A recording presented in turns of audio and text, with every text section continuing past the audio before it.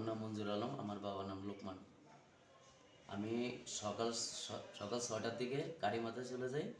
সেখান থেকে মাছের টিপ, জুয়েল আর ফরিদ তাদের মাছ নিয়ে আমি চন্নাবাদ যাই। চন্নাবাদ থেকে শেষ করে চলে আসি বাসায়। বাসা থেকে যখন শুনি আমার ফুফু আহত হয়েছে একটা ঝড়গার মাধ্যমে, তখন আমি চাইছিলাম হসপিটালে যাইতে, কিন্তু আর যাই নাই, গালি বাসা করবো দেখে। মহিবুল,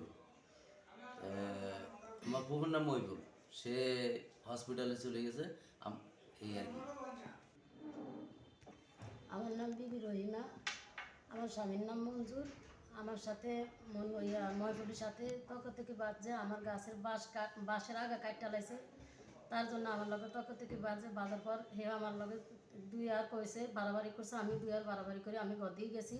আমার বাসুরের দোকানের ধরে চা খাইতে গেছে। হ্যাঁ, আমার বাসুরে ওসে নেছে যা তা বাসা করে গালাগালি করছে আর কি। আমার বাসুরে গালাগালির পর আমার বাসুরে কইছে যে মণি খালাই আনতেন যান, মহবিল খালাই আনতেন যান। জানা দেখে হেতে উঠটা এমনি ফাঁসাই ধরে ধাক্কা দিছে।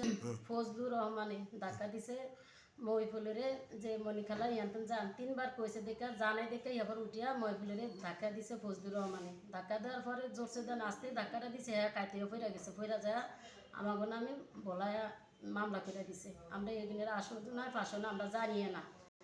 আমার নাম মোহাম্মদ রফিকুল ইসলাম। আমি ওই দিন 7:30টার সময় আমি বলা যাই, 8:30টায় আমি ডাক্তারের লোকের কথা গিয়ে এখান থেকে আমার ডাক্তারের রেফারেন্স করে তো আমরা বরিশাল যান।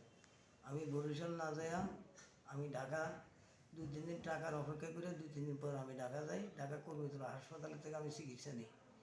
আমি সেখান থেকে ঘুরে 3-4 দিন সেখানে থাকিয়া পরে বাড়িতে